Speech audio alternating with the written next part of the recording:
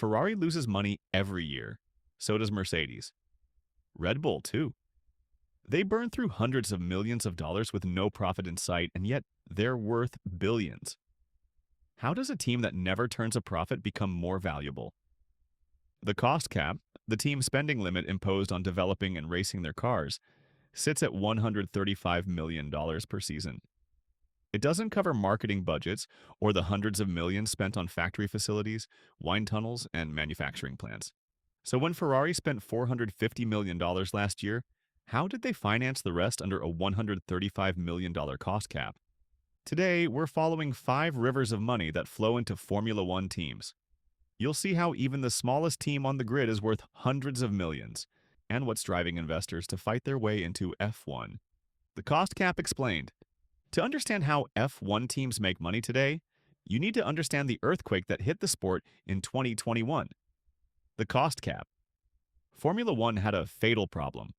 The sport was financially unsustainable, and the gap between rich and poor teams was destroying competition. Mercedes, Ferrari, and Red Bull were each burning through over $400 million per season. Meanwhile, teams like Haas were operating on barely $100 million. The result? The same 3 teams won almost everything for a decade.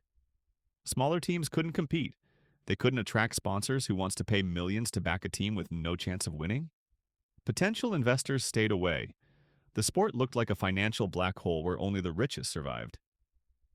The FIA and Liberty Media, F1's owners, realized they had to act or watch the sport collapse under its own excess. In 2021, they introduced the cost cap at $145 million. This wasn't some random number pulled out of thin air. It was carefully calculated as a level where even smaller teams could compete, but large enough that existing teams wouldn't need to immediately fire hundreds of employees. The following year, 2022, the cap dropped to $140 million. Teams had already begun restructuring. Staff had been redistributed. Operations had been streamlined. The FIA could tighten the screws without causing chaos.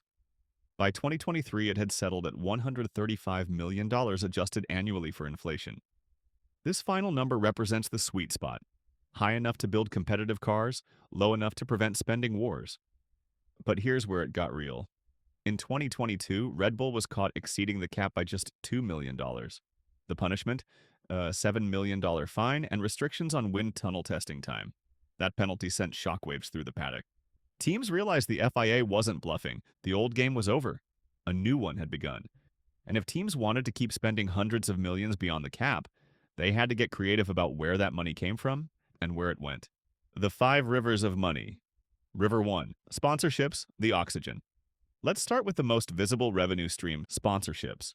Every single surface on a Formula One car is real estate, expensive real estate.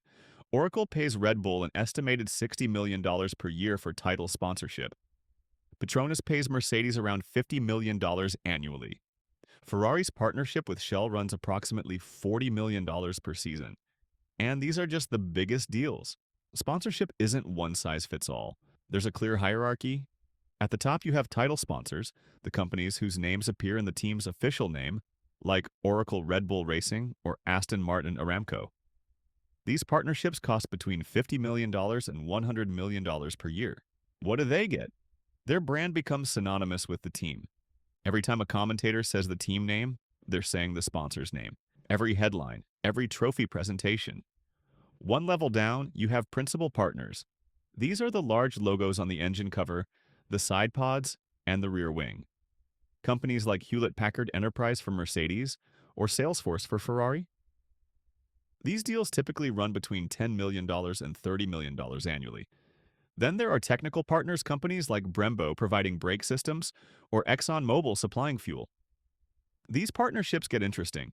Some technical partners pay cash for the branding exposure. Others provide their products for free in exchange for testing data and the credibility that comes from saying, "We supply Red Bull Racing."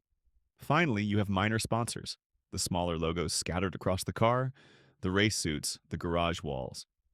Each of those represents anywhere from $500,000 to $2 million per season.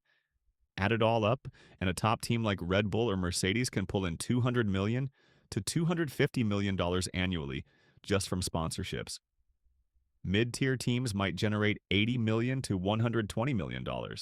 Even the smallest teams on the grid bring in at least $40 to $60 million from sponsors. What makes companies pay this much?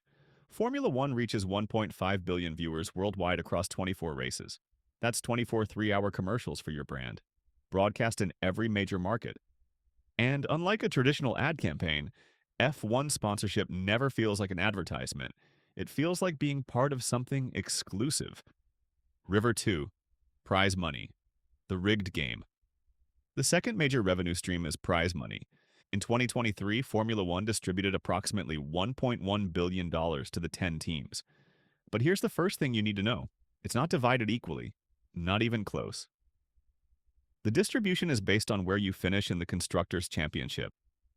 Red Bull won in 2023, so they received the largest share, roughly $140 million. Mercedes finished second and collected about $131 million. Ferrari came third with approximately $122 million.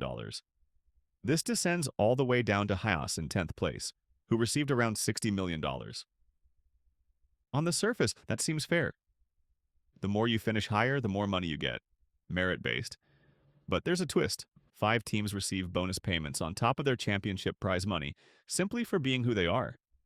These are called long-standing team bonuses and Constructors' Championship bonuses. And they fundamentally break the meritocracy. Ferrari receives between $55 million and $65 million in additional payments every single year, regardless of where they finish. Ferrari has competed in every Formula One season since the championship began in 1950. They're the only team that can claim that. F1's owner, Liberty Media, recognizes that Ferrari isn't just a team. Ferrari is Formula One to millions of fans worldwide. Their presence guarantees viewership, guarantees sponsors, and guarantees legitimacy. Mercedes receives bonus payments for their recent championship dominance, approximately $20 million to $30 million extra per year. Red Bull gets similar bonuses for their championship wins in the 2010s and 2020s.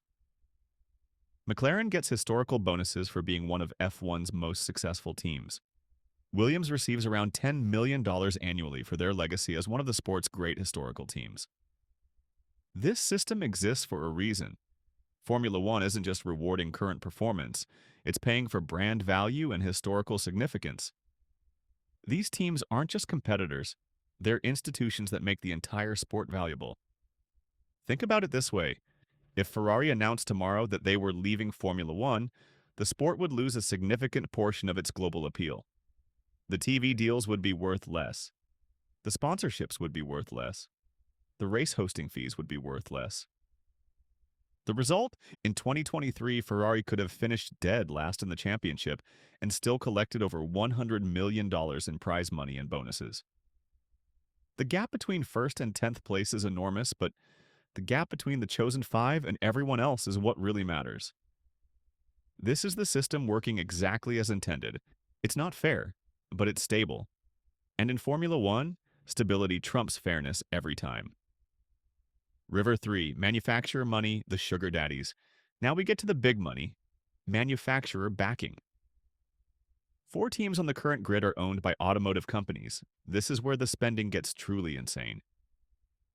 Mercedes-AMG Petronas F1 team is owned by Mercedes-Benz. Scuderia Ferrari is owned by Ferrari. NV Alpine F1 team is owned by Renault. And Aston Martin F1 team is backed by Aston Martin and Saudi Arabia's public investment fund. These aren't sponsors writing checks. These are parent companies funding entire operations. The numbers are staggering. Mercedes-Benz reportedly spends between $400 million and $450 million annually on its F1 team. Ferrari's total spending sits around $450 million. Renault pumps approximately $300 million into Alpine. Aston Martin, backed by Lawrence Stroll's investment and Saudi money, spends roughly $350 million per year. Remember, the cost cap is only $135 million. So where does the other $200 million to $300 million go? It goes to everything the cost cap doesn't cover. Marketing budgets tens of millions spent promoting the team globally.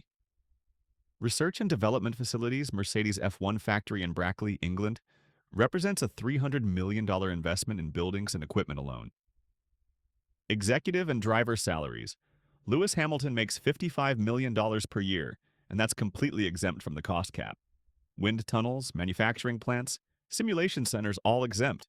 So what drives Mercedes-Benz and Ferrari to spend $500 million a year on racing cars? Formula One is a cost-effective marketing platform for an automotive brand. Think about what Mercedes gets for their $450 million annual investment. F1 reaches 1.5 billion people across 24 races. They get 24 three-hour blocks of global television coverage where their brand is constantly visible. They get credibility when Mercedes wins. It reinforces the idea that Mercedes builds superior engineering. That halo effect directly translates to road car sales. Compare that to traditional advertising. A single 30-second Super Bowl commercial costs $7 million and reaches 115 million people once. Mercedes could spend $168 million on Super Bowl ads and still reach fewer people with less impact than a single F1 season. But there's another reason these manufacturers participate: prestige. Ferrari isn't just a car company, it's a luxury brand built on racing heritage. Their F1 team isn't a marketing expense. It's the foundation of their entire brand identity. Every Ferrari road car sold for $300,000 or $400,000 is sold partly on the fact that Ferrari wins races. F1 isn't a cost for Ferrari. It's the reason Ferrari can charge what it charges. Mercedes uses F1 to position themselves as the pinnacle of German engineering. When their F1 team dominates, it reinforces their luxury brand status and justifies premium pricing on AMG models. For these manufacturers, F1 isn't about turning a profit on the racing team itself. It's about increasing the value and sales volume of the parent company. And by that measure, it's one of the smartest investments in global business. River 3, the privateers. But what about the teams that don't build road cars? Let's talk about the privateers. Red Bull Racing is the most successful privateer in F1 history. Red Bull GmbH makes energy drinks, not cars. And yet, they spend approximately $440 million per year on their F1 operation. Formula One is Red Bull's advertising strategy. Red Bull sells over 12 billion cans per year worldwide. They don't buy TV commercials. They don't run print ads. Instead, they spend that money on sports, stunts, and racing. F1 is their showcase. When Max Verstappen wins a race, Red Bull doesn't just get TV coverage. They get cultural relevance. The brand becomes associated with excellence, risk-taking, and winning. For Red Bull, that $440 million isn't a cost. It's their entire marketing budget, and it's cheaper than the traditional advertising required to maintain the same level of global brand awareness. McLaren Racing operates differently. McLaren Automotive, the road car division, is a separate company that only sells a few thousand cars per year. For McLaren, F1 is about maintaining its heritage and prestige as one of the sport's most iconic names. In 2020, they raised $300 million from investors specifically to remain competitive in F1. Investors gave them that money for one simple reason: McLaren as a brand is worth more when they're successful in F1. Aston Martin F1 is perhaps the most interesting case. Lawrence Stroll, a Canadian billionaire, bought the team in 2018 when it was called Force India and was on the verge of bankruptcy. He rebranded it as Aston Martin F1. Today, the team is valued at approximately $1.2 billion, a 600% increase in just 6 years. Stroll isn't trying to turn a quick profit from the racing team. He's building an asset that appreciates. Williams Racing was sold in 2020 to Doralton Capital, an American private investment firm, for roughly $200 million. Today, the team is worth an estimated $700 million to $800 million without winning a single race. That's a 300% to 400% return in just 4 years. Haas F1 team is largely funded by Gene Haas, the American billionaire who made his fortune in machine tools. Haas joined F1 in 2016, spending approximately $15 million on the entry fee and commitments to build the team infrastructure. Today, Haas F1 is valued at around $700 million. Gene Haas could sell tomorrow and walk away with one of the best returns on investment in sports history. The pattern is clear. Owning an F1 team isn't about making quick money from racing. It's about owning an asset that potentially appreciates faster than other investments. River 4. Revenue sharing and television money. The fourth revenue stream gets overlooked constantly, but it's fundamental to how F1 operates: commercial revenue sharing. Here's how it works. Liberty Media, which owns Formula One, negotiates massive television broadcast deals with networks worldwide. In 2023, these TV deals brought in approximately $1.6 billion globally. Liberty also negotiates race hosting fees, the money that countries pay to host a Grand Prix. In 2023, hosting fees added another $800 million to F1's revenue.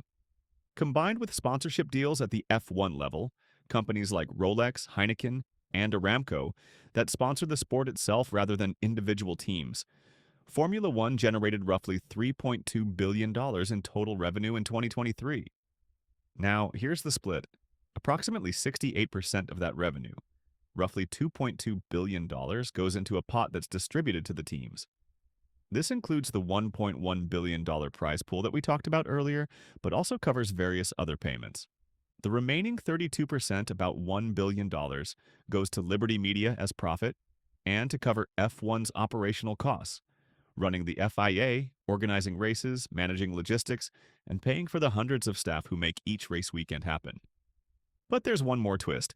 Liberty Media also sells trackside sponsorship space, paddock access, and VIP experiences directly. This generates another estimated $200 million to $300 million annually that flows partially back to teams through various agreements and partnerships. What this means in practice, a team like Mercedes doesn't just make money from winning races. They make money from F1 existing and being successful as a business. When the Las Vegas Grand Prix generated $1.5 billion in economic impact and became the most watched race in U.S. history, every team benefited financially, even the teams that finished last. This is the hidden engine of F1's financial model. It's not just about individual team performance. It's about growing the entire sport's value, which lifts all boats. River 5, the hidden deals. The fifth revenue stream is the one teams don't publicly discuss, the side deals. Let's start with driver sponsorship programs. When Lewis Hamilton drives for Mercedes, he doesn't just receive his $55 million salary. Hamilton has personal sponsorship deals with companies like Tommy Hilfiger, IWC Watches, and Monster Energy. Some of these deals include clauses that funnel money back to the team. Monster Energy, for example, is a personal sponsor of Hamilton, but also an official team sponsor of Mercedes. The negotiations are interconnected, and the financial benefits flow in both directions. Then there are technology partnerships that blur the line between sponsorship and revenue generation.